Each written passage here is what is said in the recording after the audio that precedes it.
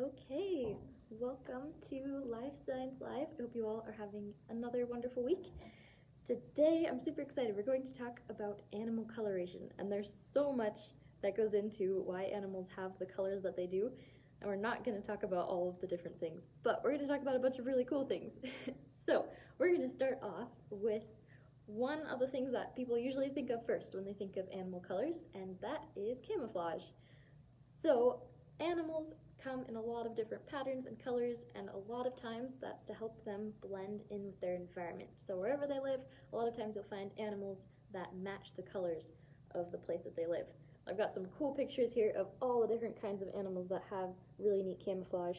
So you can find reptiles that have these really cool leaf-shaped patterns, like this leaf-tailed gecko. We can find it in birds. This is a frog mouth, and it's hard to see because it looks just like a piece of wood, but here's his beak, there's his eye, and it comes all the way down to his tail, and he looks just like this bark pattern with those brown streaks, and they'll hold really still and not get noticed. You can also find it in insects. This right here is a stick insect, and it looks like a bunch of sticks, but the insect is this one right here. So he goes from here all the way down to there. There's his legs. These are legs as well sticking out, I believe. Actually, no, he's got 6 legs right here. 3 pairs of legs. But yeah, it looks just like the sticks. Works really well to hide. And then you can also find it in mammals. So all of these camouflage, they can help an animal to hide from predators. And with some prey animals, like the snowshoe hare, you can see that they'll have white coloration in winter when it's snowy, and then brown coloration when the snow starts to melt. And that happens with some mammals and with some birds, and it keeps it so that they can blend in with their surroundings all throughout the year. You can also find camouflage that's not helping an animal to hide from predators, but helping it to hide from prey. And one really cool example of that is the tiger.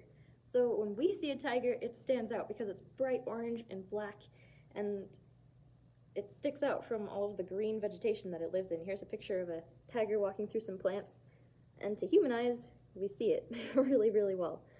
But for its prey, it actually blends in perfectly well with the plants. So this is an example of what a deer or some other animal that a tiger is hunting might see. And those animals, most of a tiger's prey, are herbivores, herbivorous animals that are looking for plants, and they're colorblind. So they don't see in black and white, but they see often in like a red-green colorblind. So they won't really see the red colors, that orange color of the tiger. It'll look like green to them. And so for the tiger's prey, they're seeing nothing but green and those stripes that break up the tiger's pattern, and they blend in super well with the jungle that they live in. And so it works to help them hide from their prey. So hiding from predators, hiding from prey, camouflage is great. But not all animals are trying to hide.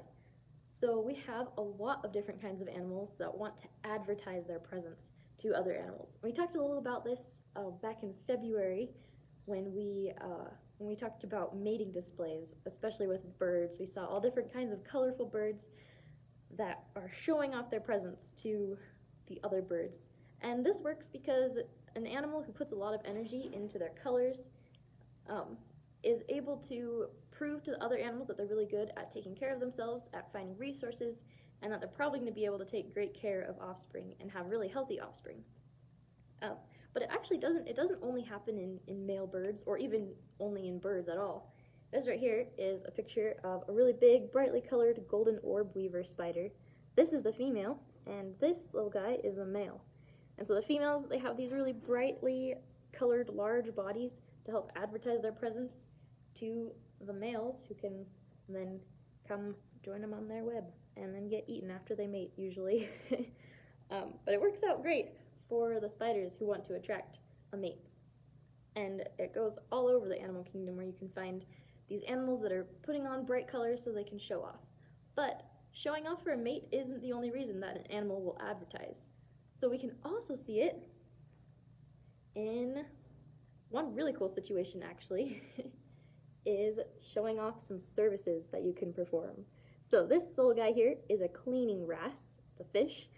I'm sure you can tell that lives in the ocean.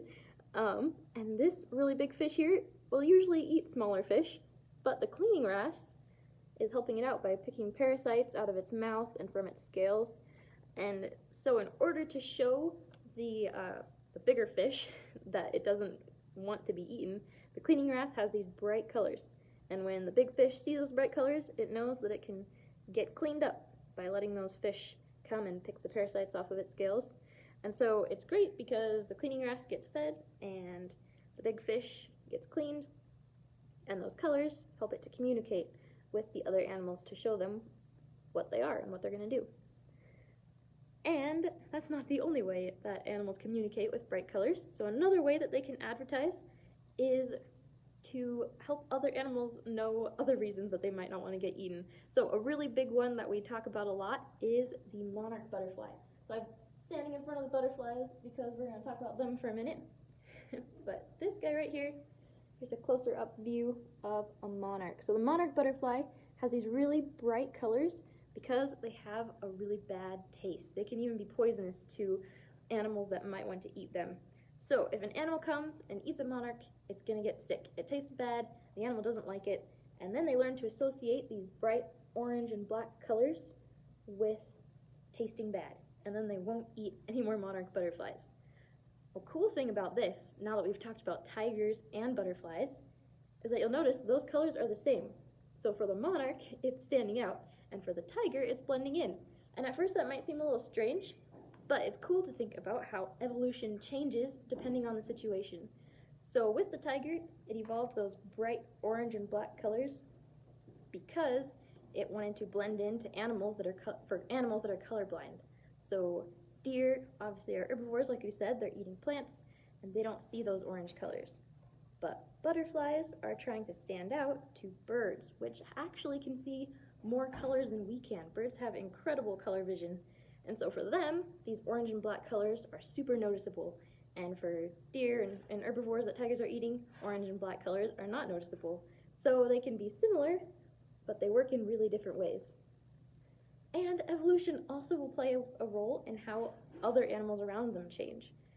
So one really neat way that colors develop is through a process called mimicry. And I'm sure a lot of you have heard of the viceroy butterfly.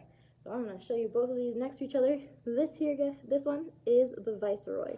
And it looks almost exactly like the monarch, just with some slightly different patterns of stripes. You can see it has this bold stripe that cuts across here, and the monarch isn't quite like that, if you wanted to try and tell them apart yourself. But if you were a predator just looking for food, trying to save as much energy and time as you can, you probably wouldn't go for either of these because you'd see those bright orange and black colors, and you would know it's probably going to taste bad. And a lot of people actually used to think that the viceroy butterfly was a palatable butterfly. They thought it tasted good and that it was just tricking other animals by mimicking the monarch. But we've actually found out that a lot of animals still think the viceroy butterfly tastes bad. So this kind of mimicry is called Batesian mimicry. Actually, sorry, not Batesian, it's called Mullerian mimicry. So you have two animals that both taste bad or are poisonous or dangerous in some way, and they evolve really similar colors. And because of that, animals leave both of them alone, and none of them have to deal with the consequences of eating a butterfly that tastes bad. And you can see this across the animal kingdom with lots of different animals, where they will develop coloration that's similar and bright, and they're able to escape being eaten. And it works really well for both the predator, actually, and the animal, the prey. So the prey is able to save energy because they don't have to run away. The predator is able to save energy because they don't have to chase the prey. And then the prey obviously doesn't get eaten, and the prey doesn't get sick. So it's a win-win all around, both for the butterfly for both kinds of butterflies that don't have to get eaten and for the predators. But some animals are still tricky about the way that they color themselves, the way that they've evolved their coloration. So we can see this in some butterflies, but since we already talked about butterflies, I want to look at some snakes. So you guys have probably heard the phrase, red touch black, friend of Jack, red touch yellow, you're a dead fellow. And that's applying to the coral snake and the milk snake. And in this situation, we have a coral snake, which is the red touch black. Oops, I just zoomed in on the wrong guy. The red touch black So you can see he has a red stripe, touches the black stripe. Oh wait, no, I was right the first time. Red touch yellow, you're a dead fellow. You don't want to mix that up when you're in a close encounter with with a snake. So you can see here the red touches the yellow, and this snake is venomous. So coral snakes are actually, they're not highly venomous. Well, I should rephrase. Their venom is really potent, but they're not very good at delivering it in a bite. So for a human who's a bit bigger, it's not super deadly. People haven't died from coral snakes in a very long time, as far as has been reported anyway. They can be deadly to their prey and to predators that might want to attack them. And so having these bright colors warns a potential predator to stay away. And the other snake over here, the milk snake, is not venomous. So this is the red touch black friend of Jack. And when you look at this guy, you'll probably be reminded of this guy, especially if you're an animal who's just seeing these red and black and yellow colors really bright, but he can't hurt you nearly as much as this guy can. So the milk snake is able to escape being eaten even though he doesn't have any dangerous venom to attack a predator with. And that's kind of sad for the predator because they miss out on a meal, but it works out great for the milk snake who gets to escape being eaten and to live another day. Okay, so that was a lot of information really fast. I hope that you guys learned some cool things about animal coloration. And there's a lot of other reasons that animals might have bright colors or brown colors or dull colors or fancy patterns. And if you guys can think of any of those reasons, I'd love to see your ideas in the comments. And I'm excited to talk to you guys again. Have a wonderful rest of your day, and we'll see you later at the Bee Museum. Bye.